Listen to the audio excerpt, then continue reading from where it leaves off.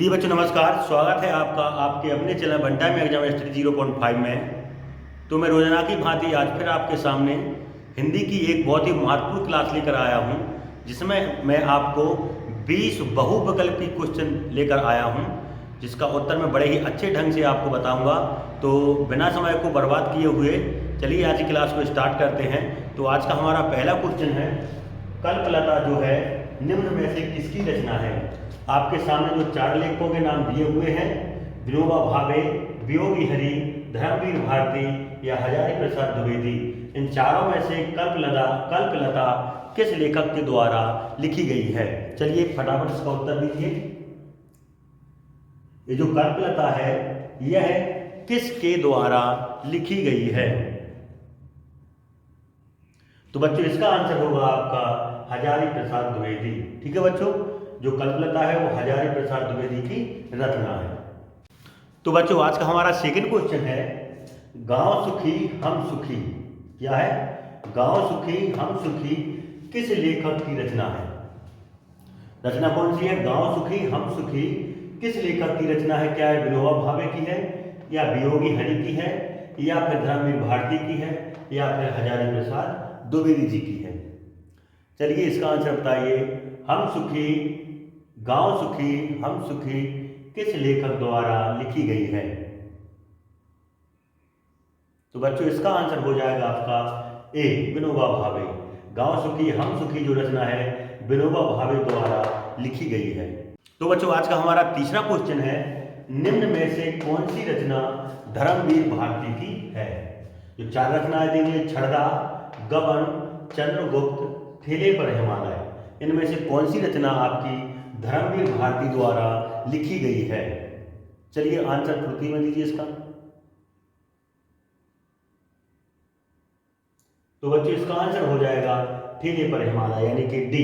ठीक है बच्चों, जो छड़दा है आपकी ये महादेवी वर्मा की है। गबन आपको मालूम है कौन की, प्रेमचंद की है। चंद्रगुप्त जो है आपकी यह आपकी जयशंकर प्रसाद की है, और ठेले पर हिमालय जो है आपकी धर्मवीर भारती की रचना है। ठीक। हाँ तो बच्चों आज का हमारा चौथा क्वेश्चन है, निम्न में से कौन सी रचना प्रेमचंद की नहीं है।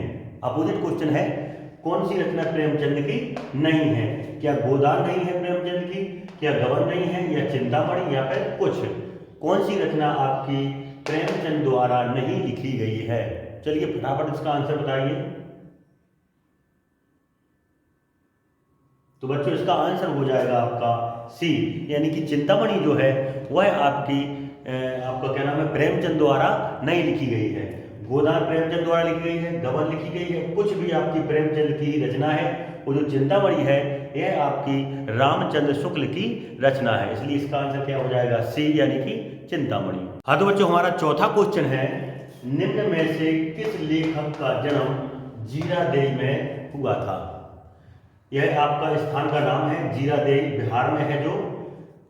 उसमें किसी एक लेखक का जन्म हुआ था, प्रेमचंद का हुआ था, या तुलसीदास का, या रामचंद्र शुक्ल का, या डॉक्टर राजेंद्र प्रसाद का हुआ था। बताइए इसका आंसर क्या होगा।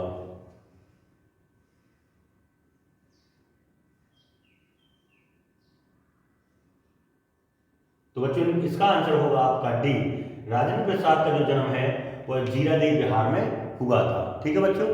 हाँ तो बच्चों हमारा छठवां क्वेश्चन है, निम्न में से किस लेखक के पिता का नाम चंद्रवली शुक्ल था। क्या यह रामचंद्र शुक्ल के पिता का नाम था, या महादेवी वर्मा के पिता का नाम था, या जयशंकर प्रसाद के नाम का था, या फिर प्रेमचंद के पिता का नाम था। चंद्रावली शुक्ल निम्न में से किस लेखक के पिता का नाम था। चलिए फटाफट इसका आंसर दीजिए बच्चों। तो बच्चों इसका आंसर हो जाएगा आपका रामचंद्र शुक्ल। ठीक है बच्चों, जो चंद्रावली शुक्ल था यह रामचंद्र शुक्ल के पिता का नाम था। ठीक, इसका आंसर क्या हो जाएगा आपका ए। तो बच्चों आज का हमारा सातवां क्वेश्चन है, निम्न में से किस कवि का जन्म रुनकता नामक स्थान पर हुआ था। किस कवि का जन्म रुनकता नामक स्थान पर हुआ था। क्या सूरदास का हुआ था, या फिर तुलसीदास का हुआ था, या फिर कबीरदास का हुआ था, या फिर रहीमदास का हुआ था। चलिए फटाफट इस क्वेश्चन का आंसर दीजिए। निम्न में से किस कवि का जन्म रुनकता नामक स्थान पर हुआ था। तो बच्चों इसका आंसर हो जाएगा ए, सूरदास का जो जन्म है वह रुनकता नामक ग्राम में हुआ था। ठीक है बच्चों, इसका आंसर क्या हो जाएगा, सूरदास, ए। तो बच्चों नेक्स्ट क्वेश्चन है आज का हमारा, निम्न में से प्रेम वाटिका के लेखक कौन है। जो आपके सामने 4 रचनाएं दी, 4 कवि दिए हुए हैं, इन कवि में से जो प्रेम वाटिका है वह किसकी रचना है, क्या वह सूरदास की है, क्या तुलसीदास की है, या कबीरदास की है, या फिर रसखान की है। चलिए फटाफट इस क्वेश्चन का आंसर दीजिए, निम्न में से प्रेम वाटिका के लेखक कौन है। तो बच्चों इसका आंसर हो जाएगा आपका डी, रसखान जो है वह प्रेम वाटिका के लेखक है। ठीक है बच्चों। तो बच्चों आज का हमारा नवा क्वेश्चन है जो वो क्या है, निम्न में से किस लेखक के पिता का नाम केशव राय था। केशव राय जो है या सूरदास के पिता का नाम था, क्या तुलसीदास के पिता का नाम था, क्या कबीरदास के पिता का नाम था, या फिर बिहारी लाल के पिता का नाम था। चलिए फटाफट इसका आंसर बताइए, केशव राय किसके पिता का नाम था। तो बच्चों इसका आंसर हो जाएगा आपका बिहारी लाल। ठीक है बच्चों, केशव राय जो है बिहारी लाल के पिता का नाम था। हाँ तो बच्चों आज का हमारा 10वां क्वेश्चन है, प्रथमम प्रश्नम कहा अपृच्छतः। पहले प्रश्न को किसने पूछा था। यह आपका अनिवार्य संस्कृत से मैंने क्वेश्चन लिया है। पहले प्रश्न किसने पूछा था, नागरिकः, ग्रामीणाः, मित्रः, या फिर पंडितः। ठीक है, पहले प्रश्न किसने पूछा था। चलिए आंसर बताइए इसका, पहले प्रश्न किसने पूछा था। तो बच्चों इसका आंसर होगा जो ग्रामीणा, पहले प्रश्न ग्रामीण वाले ने पूछा था। ठीक है, इसका आंसर हो जाएगा आपका बी। तो बच्चों आज का हमारा 11वां क्वेश्चन है, वाराणस्याम कति विश्वविद्यालय संति। वाराणसी में कितने विश्वविद्यालय हैं।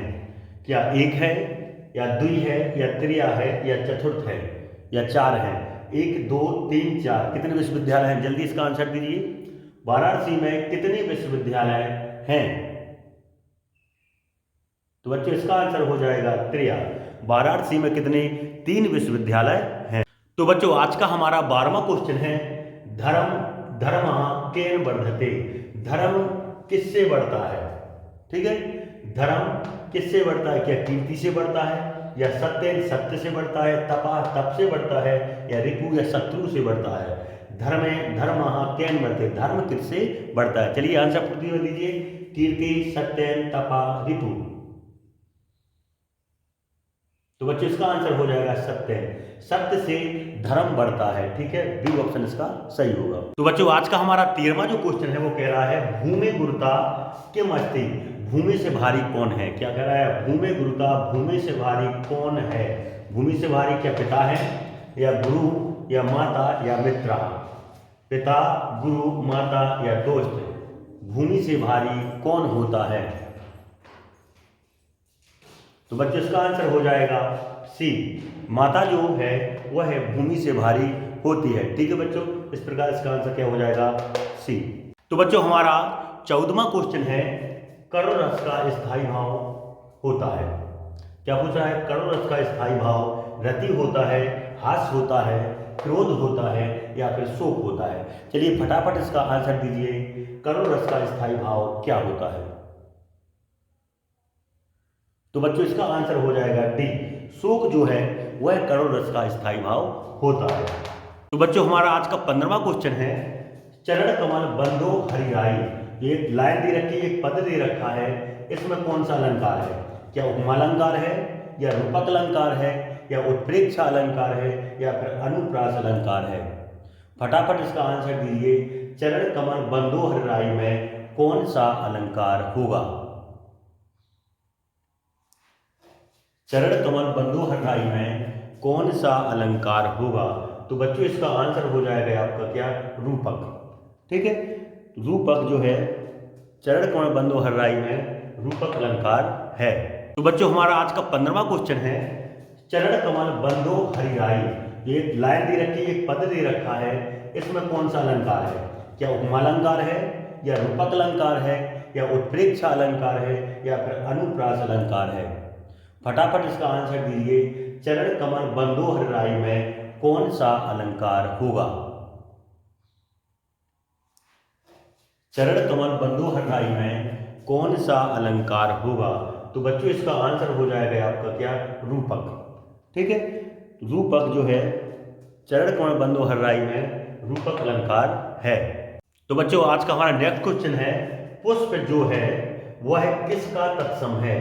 क्या पोहप का है, पक्षी का है, या फिर साग का है, या फिर परख का है? फटाफट इसका आंसर दीजिए बच्चों। पुष्प जो है इन चार में से किसका तत्सम होगा?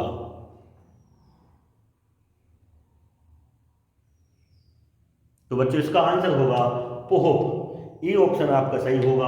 पुष्प जो है वो पुष्प का तत्सम रूप होता है। तो आज का हमारा 18वां क्वेश्चन है, उपवन का पर्यायवाची शब्द नहीं है। जो चार आपके सामने शब्द दिए हुए हैं इनमें से उपवन का पर्यायवाची शब्द कौन सा नहीं है? बाग जो है, बगीचा है, वाटिका है, या उत्थान है? कौन सा उपवन का पर्यायवाची शब्द नहीं है? चलिए फटाफट आंसर बताइए। इनमें से उपवन का पर्यायवाची शब्द नहीं है। तो बच्चों इसका आंसर हो जाएगा आपका उत्थान। बाग जो आपका होता है वह आपका उपवन का पर्यायवाची, बगीचा भी उपवन का, वाटिका भी उपवन का पर्यायवाची होता है। जो आपका उत्थान है यह उन्नति का पर्यायवाची होता है, ना कि उपवन का। इसलिए आंसर क्या हो जाएगा आपका? सी। आज का हमारा 19वां क्वेश्चन है, एक एक में कौन सी संधि है? एक एक में कौन सी संधि है? गुण संधि है, यण संधि है, या फिर वृद्धि संधि है, या फिर दीर्घ संधि है? आपको बताना है एक एक में इन चार में से कौन सी संधि है। चलिए फटाफट इसका आंसर दीजिए। एक एक में कौन सी संधि है? तो बच्चों इसका आंसर हो जाएगा आपका एक एक में वृद्धि संधि है। पहले बताया था मैंने आपको, रोजाना बता रहा हूं, आई की मात या अव की मात हो तो वृद्धि संधि होगी। तो बच्चों आज का हमारा लास्ट और अंतिम सवाल है, पट धातु लट लकार मध्यम पुरुष द्विवचन रूप होगा। यह मैंने धातु रूप में से लिया है। पट धातु का, लट लकार का मध्यम पुरुष द्विवचन रूप क्या पठती होता है, या पठतहा होता है, या पठसी होता है, या पठथहा होता है? बहुत ही आसान क्वेश्चन है और बहुत ही इंपॉर्टेंट क्वेश्चन है। चलिए इसका आंसर बताइए। पट धातु लट लकार मध्यम पुरुष द्विवचन रूप क्या होगा? पठती होगा, पठता होगा, पठसी होगा, या पठथहा होगा? फटाफट इसका आंसर बताइए। तो बच्चों इसका आंसर होगा डी, पठथहा। ठीक है, पट धातु लट लकार मध्यम पुरुष द्विवचन का रूप होगा पठथहा। सही आंसर पठथा होगा। तो बच्चों यह थी हमारी आज की क्लास। मुझे आशा है कि मेरी क्लास आपको अच्छी लगी होगी। कल फिर इसी टाइम पर मिलेंगे। तब तक के लिए नमस्कार।